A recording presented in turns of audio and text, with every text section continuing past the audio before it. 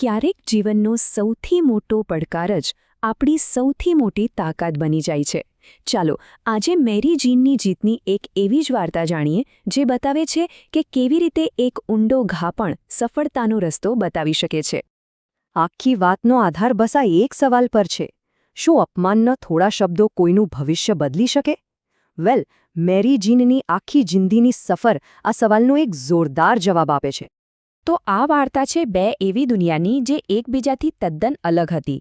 એક તરફ હતી જાહો જલાલી અને વૈભવ, તો બીજી તરફ હતો સંઘર્ષ અને મજબૂરી. કલ્પના કરો, એક બાજુ જમીનદાર વિલ્સનનો આલીશાન બંગલો છે અને બીજી બાજુ એ જ બંગલામાં સાફસફાઈનું કામ કરતી પેટ્સી અને એની નાની દીકરી મેરી જીન. બે દુનિયા પણ એક જ જગ્યાએ. ત્યાં એક અણલખ્યો નિયમ હતો જે ખૂબ જ કડક હતો. મેરી જીનને બંગલાની અંદર આવવાની મનાઈ હતી, એટલે જ્યારે એની મા અંદર કામ કરતી હોય ત્યારે એને બહાર જ રાહ જોવી પડતી. એ નાનકડી છોકરી માટે એ માત્ર એક દરવાજો નહોતો, એ એક આખી દુનિયા હતી જે એના માટે બંધ હતી. અને પછી વાર્તામાં એક એવો વળાંક આવે છે જ્યાં એક નાનકડી ભૂલ એક મોટી ક્રાંતિની શરૂઆત કરે છે. એક એવી ક્ષણ જે બધું જ બદલી નાખવાની હતી. એક દિવસ મેરી જીનથી રહેવાયું નહીં. એની બાળ સહજ જિજ્ઞાસા જાડી અને એણે હિંમત કરીને બારીમાંથી અંદર એક નજર નાખી. બસ એ એક ક્ષણ એક અદૃશ્ય દિવાલ તોડવા બરાબર હતી. એ ભવ્ય રૂમમાં એની નજર એક વસ્તુ પર અટકી ગઈ. એક પુસ્તક. એના માટે એ માત્ર કાગળ નહોતા, એ તો જ્ઞાનનો ખજાનો હતો.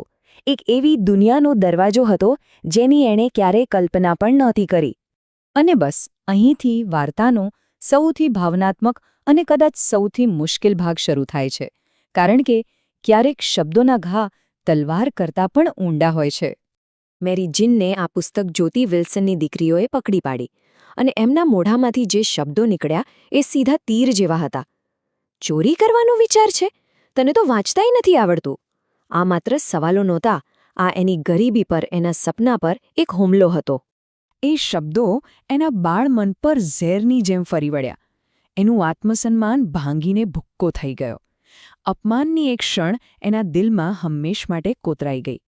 પણ કહેવાય છે ને કે જ્યાં સૌથી ઊંડો ઘા હોય ત્યાંથી જ સૌથી મોટી શક્તિ જન્મે છે. હવે વાર્તા દુઃખમાંથી દૃઢ સંકલ્પ તરફ આગળ વધે છે. પણ એ અપમાનની આગે મેરી જીને બાળી નહીં, ઉલટાનું એને વધુ મજબૂત બનાવી દીધી.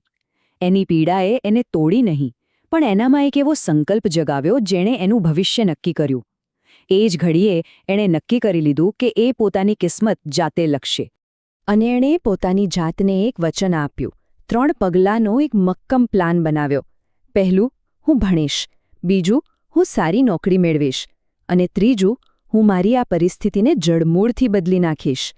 આ ખાલી વિચારો નહોતા, આ એનો જીવનમંત્ર બની ગયો. અને અહીંથી શરૂ થાય છે મેરી જીનની શાનદાર સફરનો છેલ્લો અને સૌથી સુંદર અધ્યાય. એના અપમાનથી પ્રેરણા અને જીત સુધીની ગાથા.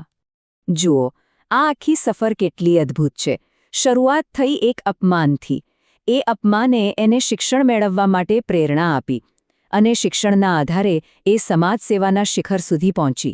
પોતાના દ્રઢ નિશ્ચયના જોરે મેરી જીને પોતાને આપેલું વચન પૂરું કર્યું.